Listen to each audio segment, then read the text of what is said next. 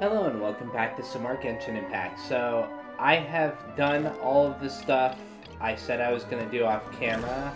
Yeah, I made sure I claimed all of the prizes and whatnot. The only side activity for this timed event that's left is this one right here, Into the Frame. I'm not going to do that quite yet. Also, I claimed a lot of stuff in the event shop and all of the joyous gift stuff right here. So now it's just a matter of finishing that last side event and claiming all of the stuff in the event shop, as well as completing the boats are made for transferring. the story for this. So let's go ahead and do that right now. There's a quest here. All right, this is the place. But where's the captain? There's hardly anyone around here. I saw her for just a little bit. Yeah, She's her over right there. The one with an eye patch reading in front of the newsstand. Oh, her! Paimon could tell there was something different about her. She seems kinda intimidating. Please wait here for a moment. I'll go fetch her. She's working now, so you might not want to get in her way. Working? But isn't she just standing there and reading a novel? Just trust me. Oh, alright, let's see what happens then. Shiori sure is a mysterious person. She claims just to be a fashion designer, but she knows all these powerful people. The court of Fontaine isn't particularly tolerant of visitors from overseas, so it isn't easy for a foreigner to promote their brand here. Even more so in the competitive world of fashion. Even a local like me just trying to make a film has to face all kinds of challenges. So I can only imagine what Shiori has been through to get where she is today. I'm sure that having more connections has definitely worked in her favor. Reading on the job? Detective novel. One main character? No. Multiple. Branching storylines. Okay. I see. How's the plot coming along? One of the main characters is about to make a choice that will affect the rest of his life.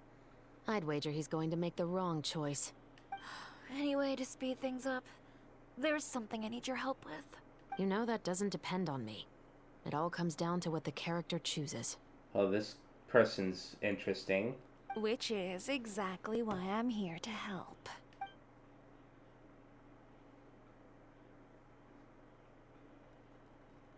What are they doing exactly? All right.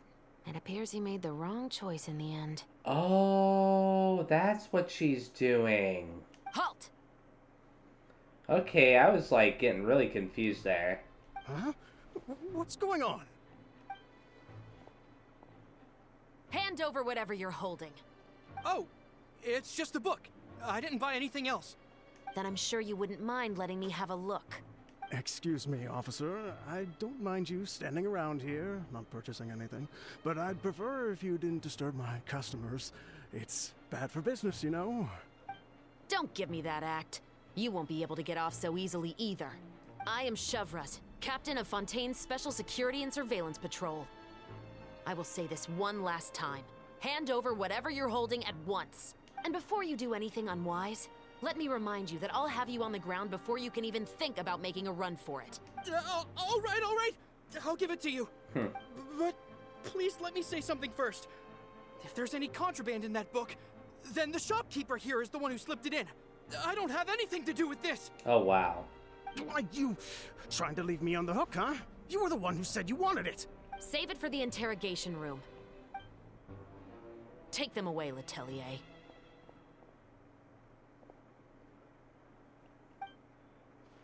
Well, that's that. What's going on here? One second you're reading a book and the next you're escorting people away. And who are... Oh! Aren't you the traveler who's been all over the papers recently? Chiori, I'm assuming what you wanted to ask me about has to do with them, right? Maybe I can let you in on what's happening then. Now that Vache has been brought to justice, no new shipments of synth will be made and distributed to sellers. The Fontaine guards have been busy collecting the remaining synths still circulating on the market. Okay, so that's what's going on here. Cool. Thanks to a tip from our reliable source here, this should be the very last batch. Oh, so you were pretending to read a book in order to catch the bad guys! Oh, Paimon almost forgot to introduce ourselves. Paimon is Paimon, and this is the Traveler and Xavier! Hey, I'm Chevraz. You probably already heard me introduce myself, so I won't bother repeating it. Why didn't you just arrest them immediately? Yeah, why didn't you make a move as soon as you had the chance? Were you worried that my intel wasn't accurate? I'm pretty sure she just needed them to actually pass it on. No, I wanted to see if the shopkeeper would turn himself in first. Oh. All he had to do was come up to me and say that he didn't know where the synth had come from. If he did that, then I wouldn't have had to press charges on him. He had the whole day to turn the synth over to Chevraz. But instead, the moment I came up and blocked Chevraz's line of sight, he took the opportunity to sell it off. Yep, he made the wrong choice, even though the right choice was right there in front of him. But you knew they wouldn't make the right choice. Yeah, I knew. I was just hoping I'd be wrong for once. Enough about that, though. What did you want to ask me about? Oh, you see, it's like this.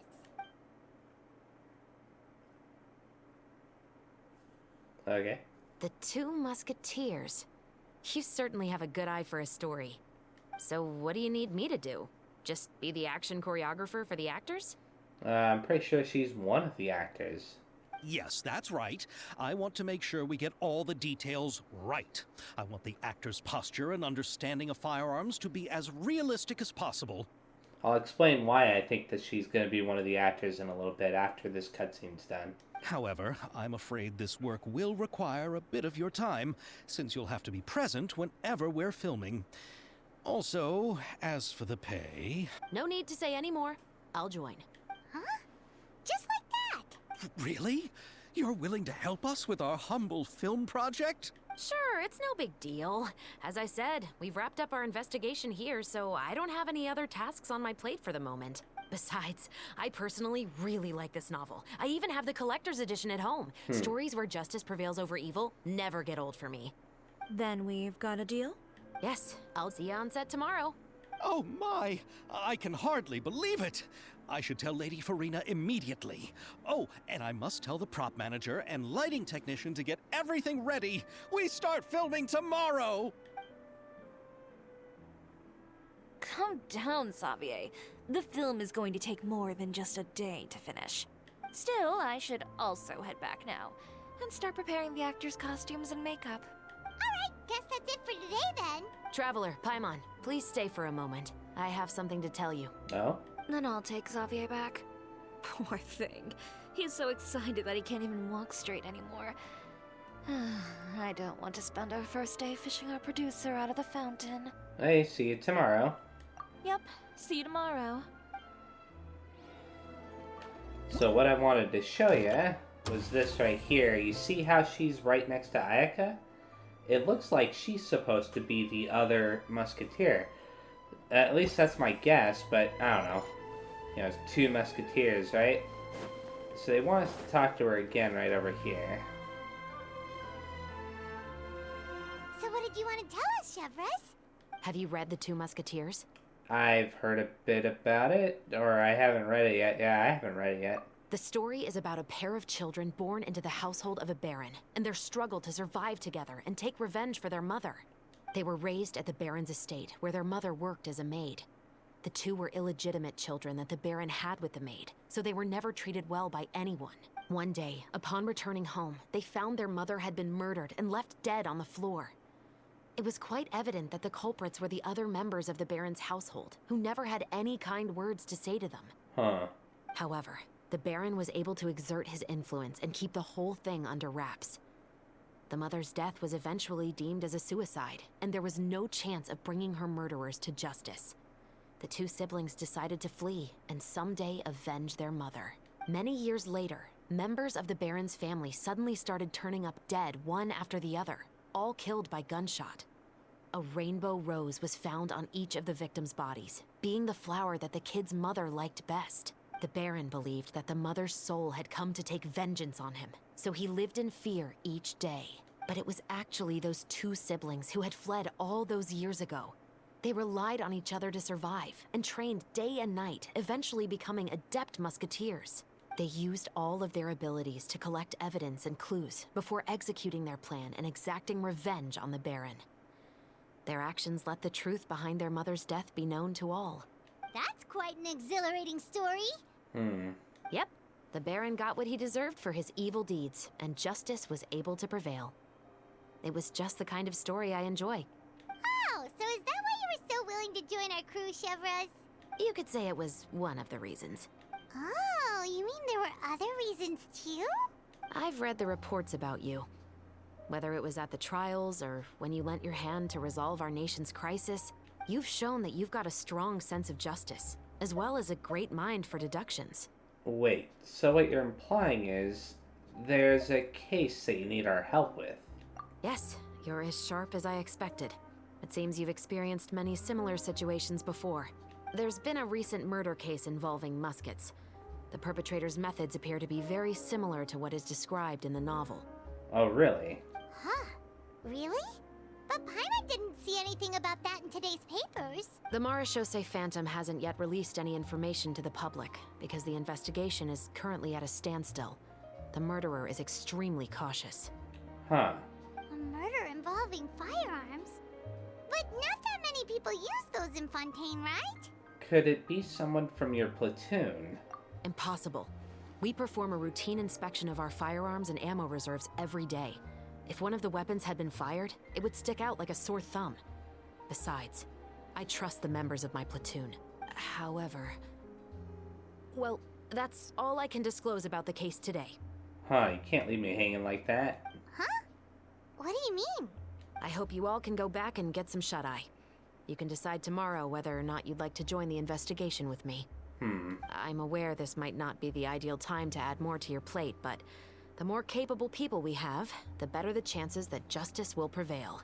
Can't someone from the Special Patrol help you investigate? Carrying out investigations isn't actually supposed to be our responsibility. Our job is to apprehend the perpetrators. Finding them is really up to the Marechaussee Phantom. You could say I'm taking part in the investigation out of personal interest. I don't want people to see Muskets in a negative way, and also, I'm concerned about the similarity between the crimes and the story. Yeah, I would be too. You mean they might be connected somehow? I suspect so. Just to make myself clear, this is not an order, nor is it a deal of any kind. It's a request, nothing more. If you two have any interest in the case after we finish filming tomorrow and are willing to assist me, then I would be most grateful. What do you think, Traveler? I think Xavier is very suspicious right now. Anyways, it's already been quite a day. Let's give it some thought tomorrow. Yeah, you're right. Paimon's getting a little tired, too. We've really been hustling all day. You'd better head back and get some rest. It's good to keep a calm mind, especially when you're about to make an important decision. Otherwise, when the moment comes, you might end up like that shopkeeper and not even realize that the right choice is right there in front of you. The crack of muskets breaking the silence has completed. If you'd like So they to want see us to wait Leroy's until the tourist following spots, morning. have I a want to few see something very references. fast, though. I want to see, can I claim anything from the event shop right now? No, I can't. Hey, let's advance the time. It's finally time to meet up with everyone. Paimon even dreamt of making the film last night. If Paimon remembers right, we're meeting at Hotel de Boer.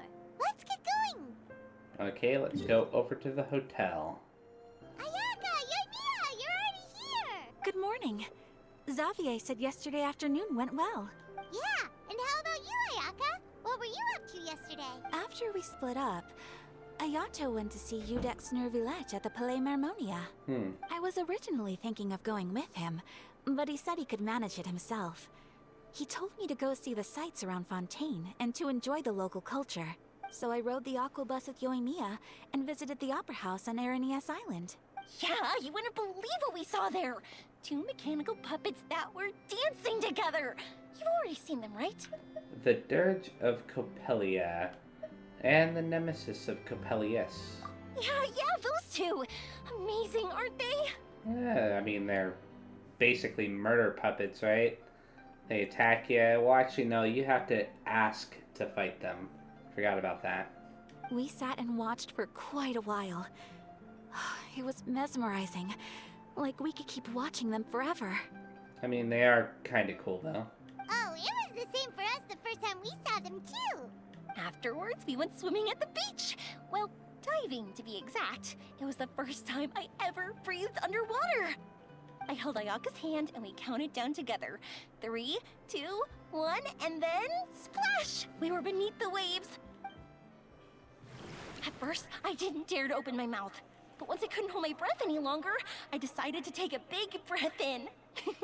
Turns out the water wasn't as salty as I imagined. It didn't really taste like anything at all. Before I knew it, I was breathing like normal down there. It was an amazing feeling. Ayaka said I was too nervous and needed to loosen my grip. She got used to everything way faster than I did. I knew that the Traveler could do it, so I had no doubt we could do it too. That helped me feel at ease as soon as we dove in. The underwater world in Fontaine truly is beautiful. I love seeing the Romaritime flowers blossoming underwater, like little candles lighting up the streets at night. Yeah, and there were so many creatures that we've never seen in Inazuma. Like those fish that shimmer like a sword blade. Whoosh! Oh, and those big fish that call when they see people. Ooh. Oh, you mean Hunter's Rays and Blubber Beasts. I just love the name Blubber Beast. Just wait till Pops and the others hear about this. They probably won't believe a word I say. Yoimiya was down there for quite a while. It was dark before we finally rode the aquabus back to the city. I figured she'd want to sleep in today. Yeah, even I was worried that I wouldn't be able to get up. I still felt like I was drifting in the waves when I went to sleep last night. But as soon as I woke up today, I remembered that we'd all be shooting a film together, and I was ready to go. Speaking of the film, where's everybody else? Good question. My brother and Xavier were speaking to the restaurant owner about using the place as a filming location. They should be here soon.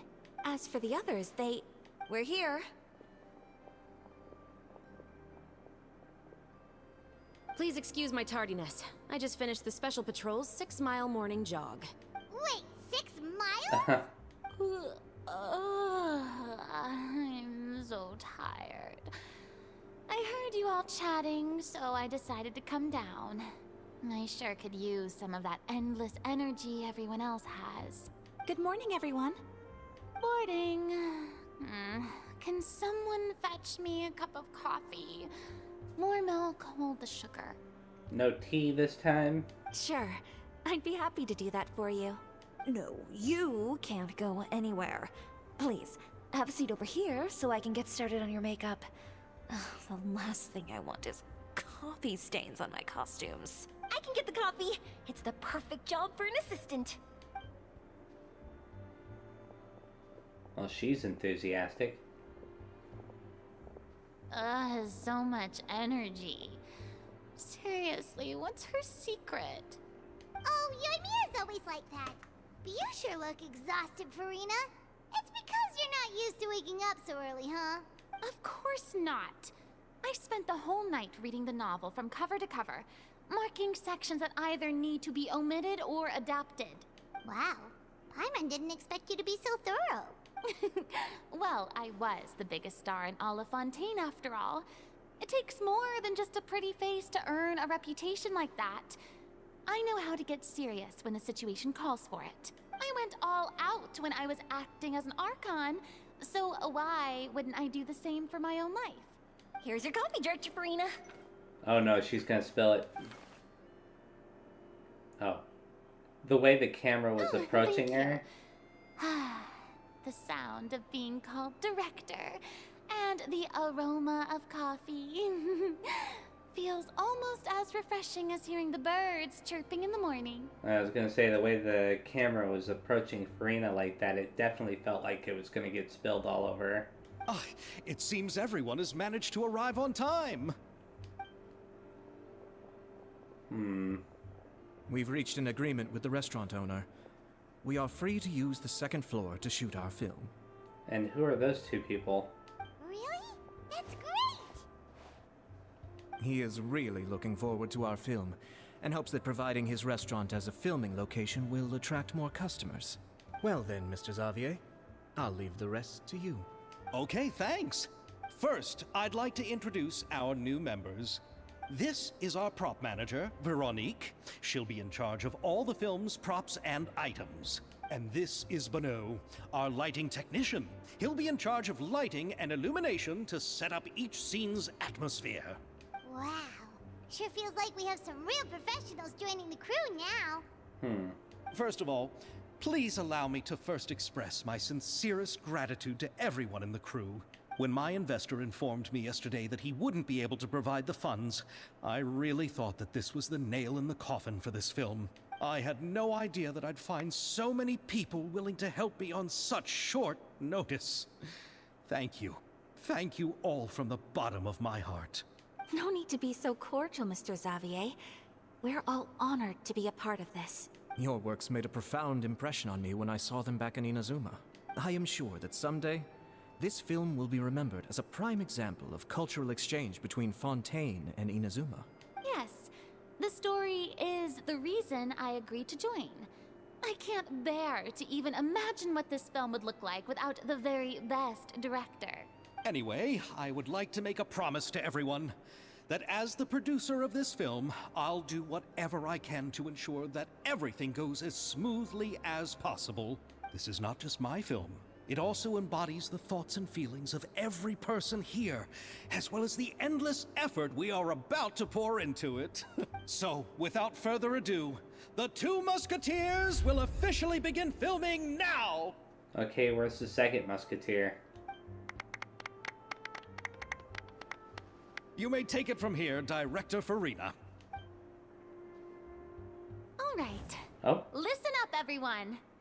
The first scene takes place when the two young musketeers are living at the Baron's home, still unaware of all that is about to happen to them. We'll need props and lighting to set the scene. Our lead actors can go get their makeup done, and extras, please take this time to go over your positions. Wait a second, is Ayato supposed to be the second Musketeer? Whoa. Seems Farina's really kicking things into gear as the director. Is everyone clear? I don't want anyone traipsing around the set like umbrella finches. All right, cameras will start rolling as soon as the set is ready. Let's make a film that'll make some serious waves in Fontaine. Not the kind of waves that drown people. I mean, the good kind of waves. Seems like she's still a bit traumatized by that. Do you really blame her at this point, Paimon? Anyway, let's go see if there's anything we can do to help. Fiction and reality, inside and outside the frame, has started. Let's talk to Farina again. I don't need any help here. Why don't you try asking someone else? Okay, Yoimiya, as well as those two over there, need to be talked to. Ayaka is right there. Let's talk to these two first, or three. Ah, so this is what a musket looks like. Not exactly. Oh. Okay. Whatever. What about you, Ayato? Oh, so it's gonna go into the cutscene. Ayaka has mentioned you to me before. She said that you two were great friends when you were kids. No talking. I'm thinking about how to do your eyeshadow. Ah, yes. To help me really look the part. To achieve a more young and naive look for this scene. Are you saying the wrinkles around my eyes are too deep? You just have too much of a calculating look in your eyes. You sure don't mince your words. It seems you really haven't changed much. Quiet. Let's talk to them again. Really now? Oh, you can't even talk to Ayato. How about here? A little more to the left. You got it. Hey, Yoimiya, do you need a hand? No, I'm fine. You know, doing the lighting is kind of like designing a fireworks show. It's interesting to imagine what kind of atmosphere the lights will create. I heard that the Traveler will be operating the camera and Paimon will be the clapper loader, right? Those roles are just perfect for the two of you. Really? Is that because it'll be easy for Paimon to hold the clapperboard while flying? Well, sure, there's that, but that's not exactly what I meant. I just think that after all your journeys together, you two must have developed a super close bond and just naturally know how to work with each other. If I'm not mistaken, the director will want the cameras rolling as soon as the clapperboard goes clack. Actually, we start rolling before that. The clapperboard just gets edited out in post-production. Oh, I see. It's amazing to see the magic behind filmmaking. Yoimiya, we need lights over there, too. Oh, on it! I've got to get back to work. Chat with you later. Oh, it's exciting to see so many people working together to bring the film to life. Seems like Yoimiya's really getting into it. Yeah. But she was right. We do have a super close bond, don't we? Of course. Paimon's really happy to hear that. Okay, next group of people to talk to, I guess. So, this is a real musket? No, it's just a prop weapon. Not bad. Have you seen a real musket before? Only in books and newspapers. I made this one based on the relative shape and proportions I saw in reference images. When we're filming, some special gunpowder will be applied around the muzzle, which will help create the flash and smoke effects of a real gun being fired. Which means it'll be up to the actors to portray the recoil. That's right. The sound effects for gunshots will also be added in post-production. Thank you, Veronique. I think I know where to start now. However, the musket's gears and firing pin could still use some work. Adding some wear on the metallic components will make them appear more realistic. Also, be sure to rub the muskets with some oil each time before we start shooting. That'll give the impression that the firearms have been well maintained. Good point. You seem to know a lot, Miss Chevres. I assume you use these types of firearms on a regular basis? Yes, I perform routine maintenance on my weapons every day. Just like we as people need to eat and sleep, muskets need to be cleaned and maintained. I also perform similar care for my sword every day, and familiarize myself with its shape and weight, to the point where it feels like a natural extension of my body. Yes. This way, our weapons will never betray us in the heat of battle. Yes, well said. It seems we have the same philosophy on this topic. Oh, sounds like they found a common interest to talk about. Yep. Though these props differ from the muskets I use, I can still give you some pointers. Good. I look forward to your instruction. First and foremost, never point the weapon at anyone, regardless of whether it's a real or prop weapon, or whether you're holding it or it's on the table. This holds for any time when you're not actively engaging an enemy. Good advice. Okay, understood. When aiming the musket, extend your arm so that it's level with your shoulder, and use your eye to look down the weapon's sights. Like this? Not bad. Now, try saying your lines.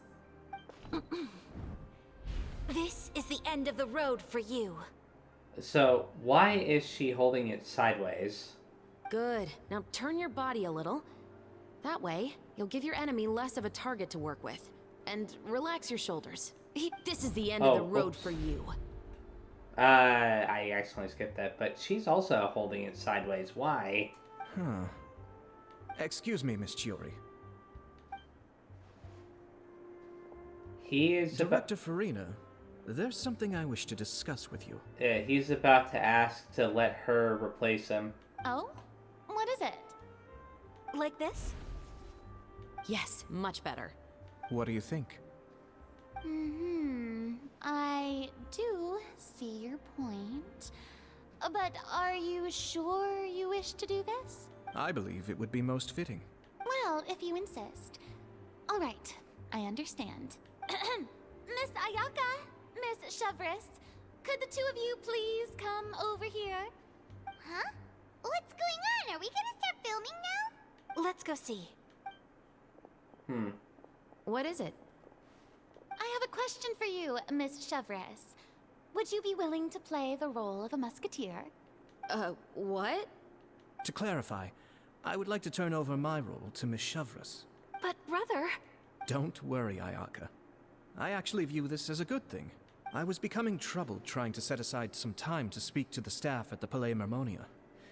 I would like to have some conversations about the cultural exchange between our two countries, And I've heard that the bureaucratic process here can get rather complicated. Now, I will be able to focus on my work. Besides, you also know that I'm not really one for public performances. Are you really sure? From a director's point of view, I also felt like the relationship between the two musketeers in the original story could be improved. The older brother in the story plays the lead role with his overbearing character, but this causes his character to overshadow that of his sister, and the theme of the two supporting and relying on each other isn't conveyed very well. But if we were to change the siblings to two sisters of a similar age, then that aspect of the story might come through more clearly. Also, I've seen you instructing Ayaka. That cold and dignified personality is exactly what we need for the older musketeer. Of course, even with all these insights, the decision should still be made by Miss Chevreuse. She's gonna accept. Chevreuse mentioned that she really likes the story, right? Paimon bets that she'll take the role. But she will still have to prioritize her work. Yeah. All right, I'll take the role. Good. It's decided then. I'll get started on making edits to the script. We'll also need to make some immediate adjustments to the lighting, props, and costumes. I have a feeling that our adaptation will be even better than the original story. You're doing a great favor for me, Miss Chevreuse. You have my gratitude. Oh, you can tell that he really didn't want to do it. Don't mention it. I like this character, so if anything, I should be the one thanking you. Well, since my brother is the one who brought up the idea, I suppose there's no need to worry. Let's go, Miss Chevreuse. I look forward to working with you. Please, just call me Chevreuse. They're repeating it, right? Seems like you're really going out of your way to solve the problem I was having with your makeup.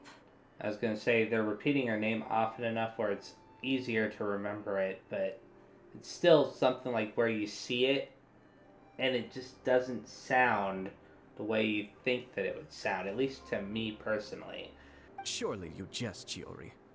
I assure you that I was mostly motivated by a desire to spend more time on formal business. Oh, come on. You really think I'd buy that? According to what I've heard from Ayaka, her brother is someone who can juggle 10 different matters at the same time. I'm sure you have other reasons for backing out. Perhaps. Ayaka always said she wanted to go out and see more of the world, just like the Traveler. But I feel that she needs not only to see other nations, but also to make some different kinds of friends. I think it would be harder for her to make new connections with me constantly by her side. I would like to give her some space. All right, go on. Spoil her some more. Ayato! It's too bad you're stepping down from the role. Paimon really wanted to see you act as a musketeer. This is the punishment you deserve. This is justice. No need to poke fun at me. I'd wager that you also felt that I wasn't the best candidate for the role. It's a little hard for Paimon to imagine you saying those lines. So, are you going to go back to work now? Yes.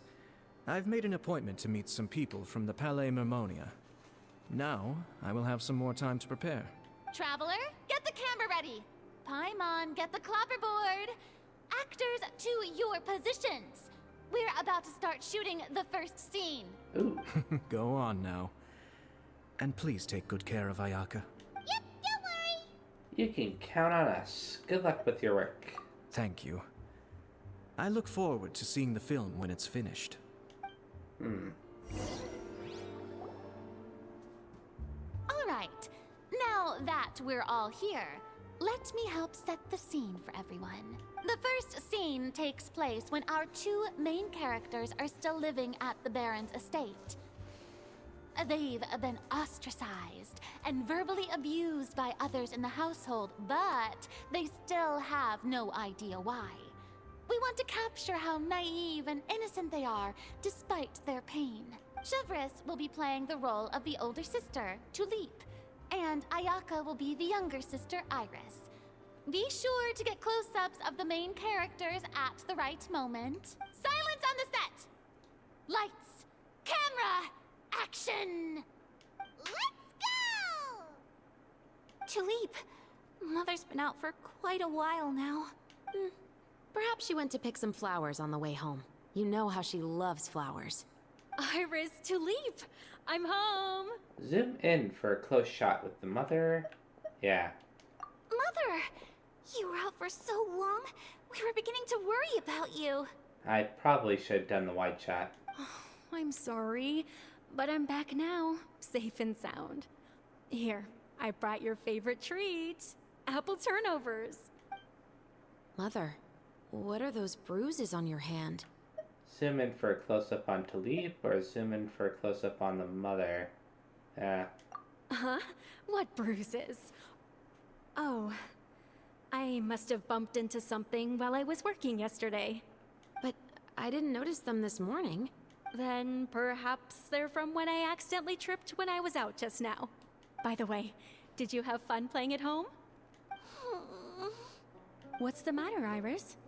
Focus on Iris or focus on the general surroundings? Well, we've realized that no one really wants to play with us. They even took Iris's doll and spat at us. And they even called us names. They said we were... Shh. It's all right. Don't worry. Girls, listen to me. Pan over all three characters. It doesn't matter what anyone says. Don't listen to them. No one can define you with such words. You both have wonderful lives ahead of you. Just like your names. You will both blossom like beautiful flowers. Maybe your time to blossom hasn't quite come yet. But one day, you two will bloom more beautifully than anything else. Don't let the soil you're in now ruin your future beauty. Understand? My dear daughters. And cut! Okay. Not bad. The actor's emotions were all on point. Let's keep that take. Also, if our clapper loader could avoid shouting at the start of the scene next time. Oh, got it. Great. I was a little worried that my nerves would get the better of me. What about you, Chevros? I felt fine. The lines weren't too difficult at all. Seems like Farina must have adapted the role nicely. You two were great. I couldn't tell it was your first time acting in a film. You should have more confidence. Thank you for your encouragement. Positions, everyone! We'll move on to the next scene after we try a few more camera angles. Everything proceeds at a great pace, and once Farina has adjusted some details to her satisfaction, this scene is when our two characters return home, only to discover their mother has been murdered. Ready? Lights! Camera! Action! Mother, we're back. Mother?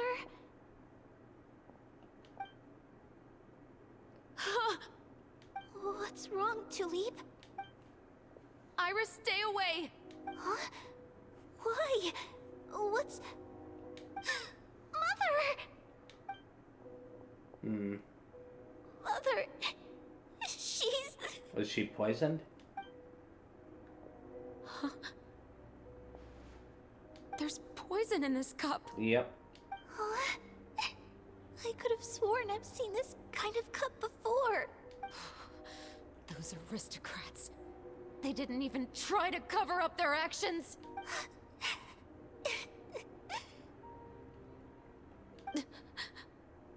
Iris, we need to leave this place. Leave? But now that Mother is gone, where can we even go? Anywhere. All I know is that we can't stay in this house. But are we just going to let them get away with this? We'll have our revenge, I promise you. Just not right now. Huh. Come on, let's go. No, wait. We can't just leave Mother here like this. At least let me leave this rose with her. That's why we went out in the first place. To buy her this flower. All right. Goodbye, Mother. will avenge you. Someday. And cut! Beautiful! Great performance! Ayaka was really getting into it. Oh my, you're so amazing, Ayaka! And were those real tears I saw?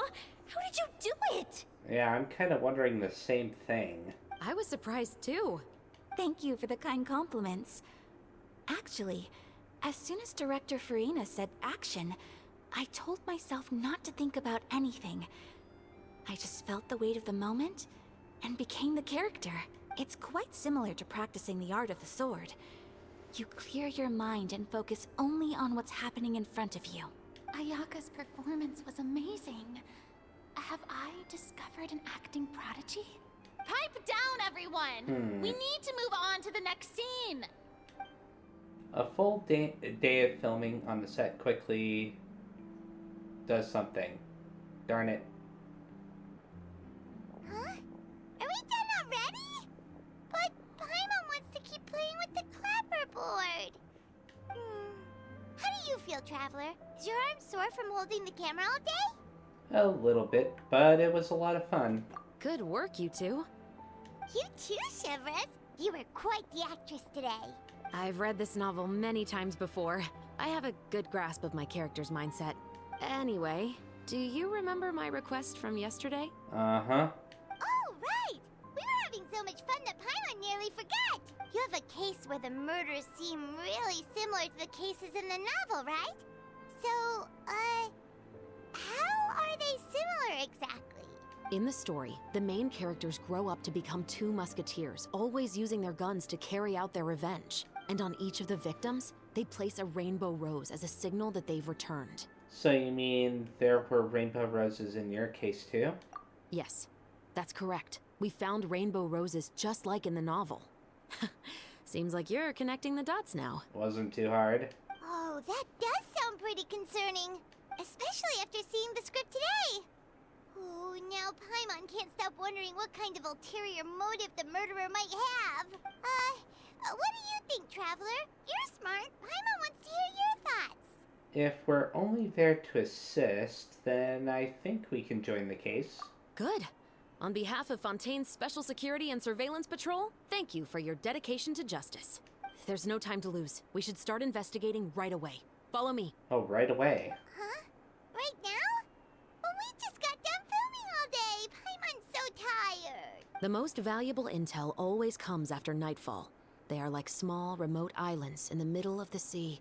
If you don't stay vigilant, you will pass right by them in the fog. That's how one of my favorite books always puts it, at least. Huh. So, where are we going right now? Let's start by checking out some workshops that sell mechanical components. If the culprit is making their own weapons, it's very likely that they'll visit those sort of places. Oh, it's this guy, Livre, or however you say his name. Welcome to Le Show's Clockwork Workshop. How can I help you? He was part of a timed event a while back. Hello. I'd like to know if anyone has purchased some special components lately. Special components? Sorry, could you be more specific? I mean the kind of components that aren't typically used for clockwork toys, but for firearms. Huh? For firearms? No, we don't sell those sort of things here. Don't misunderstand. I'm not here to cause any trouble. We are merely investigating a case, and we're hoping that you could cooperate. Well, to be completely honest, I'm not even sure what kind of components that would entail. Has anyone ever purchased components here as an individual rather than on behalf of an organization? We have a lot of customers who buy toys, but those who buy components are all regular customers who buy in bulk on behalf of their organization. Huh. Is that so? I understand. Thank you for your cooperation. You're welcome. It's the least I can do. Estelle is busy completing, oh no, semi-automatic forging, huh? So, I guess I've got to go start that quest up very fast. I hate that when this happens. Where is that located exactly? All the way down here. Go to the workshop. So, we'll have to do that very fast. There's still room for improvement here. The hammering force still isn't quite right. The materials used are all the same, so is this due to the difference in forging methods? One where the harder material is made into the outer layer, and one where it becomes the inner layer instead.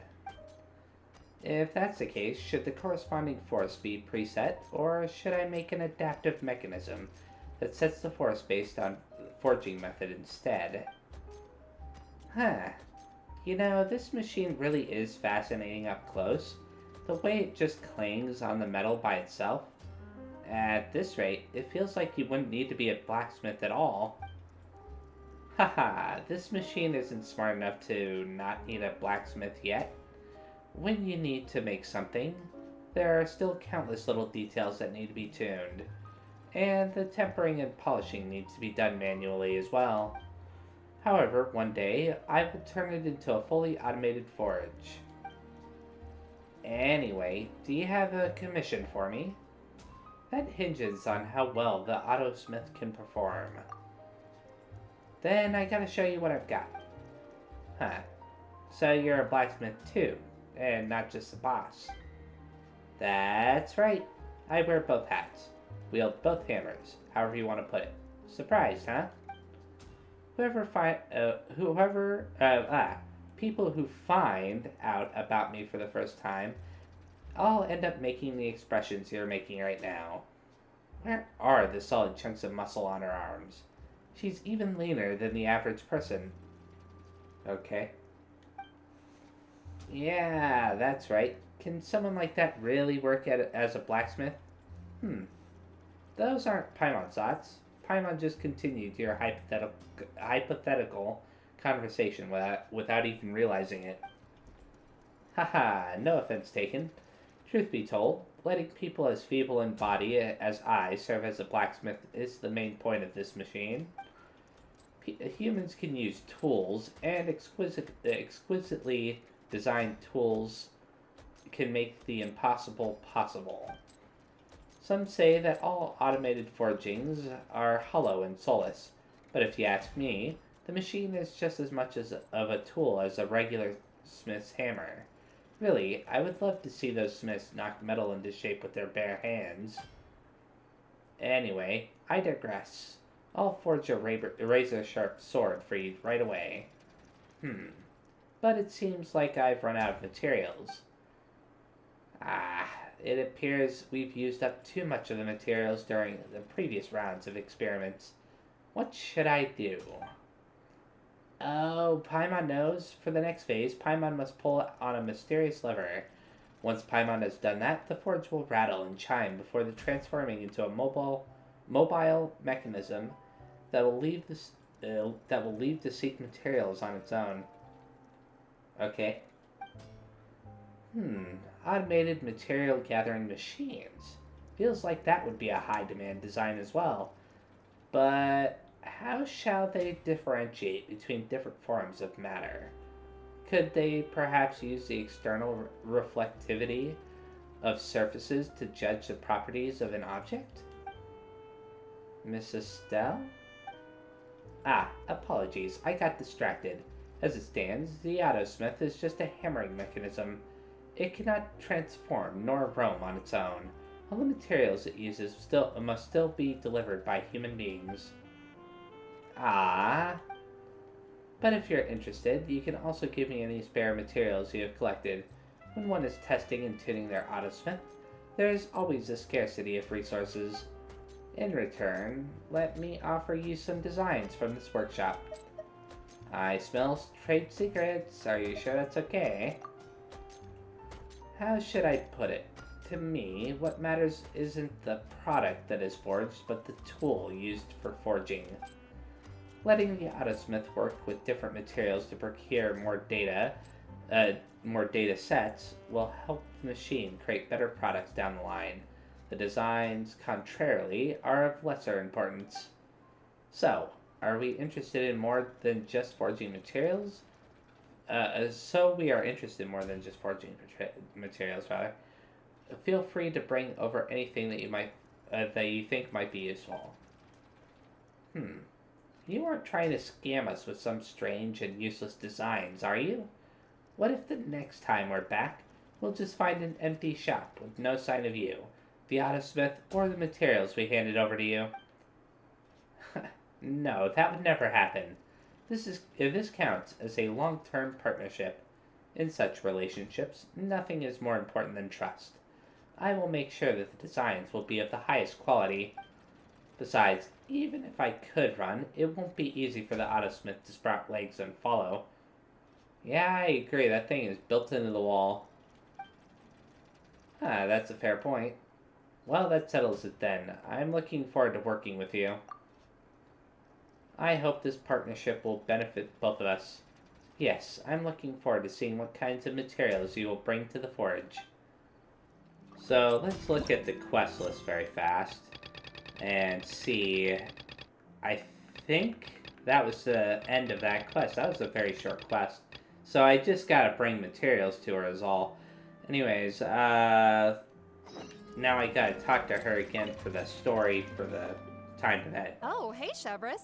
Run out of oil for your musket again? Hello, Estelle. I want to know if anyone has come to your shop recently to order some firearm components. Oh, is this another case? Let me think. I don't think so. Some people have requested that I make some prop guns for the Fontanalia Film Festival, but I refused all of those requests. Oh? Why's that? Because there's no profit! I only make things here that can do some real heavy lifting. I don't have the energy to make some new molds just for the festival. Then has anybody come specifically looking for mechanical components? Well, I usually sell off my scrap to the Fleuve Cendre. I don't typically give them to one specific person. I understand. Thanks for your cooperation. Don't mention it. Always happy to have the Musketeers' patronage.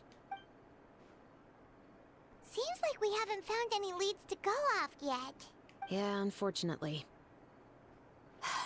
Alright, let's head to Fleuve Cendre next. Huh? Are you sure? People might not be so thrilled to see the captain of the special patrol there. Yeah, probably not. You think so, huh? Then I guess you don't know. Huh? Know what? That I grew up in Fleuve Cendre. Oh, cool. And you know, I will be going there in the next video because I figure this is probably a good time to stop. Let me see. Can I claim? Yeah, I can claim this. So that's all the commissions done for today. It's always nice to be able to do that. I'm glad that they added that feature in. You know, when you complete quests and stuff, it does that. Anyway, so yeah. Thanks for watching. The next time I play, I will be continuing this timed event. I may also decide to do the final one of these. I may even start the next video with this one. I'm not sure yet. We'll see. So, yeah. Thanks again. See you next time, and bye-bye. Where do you want to go?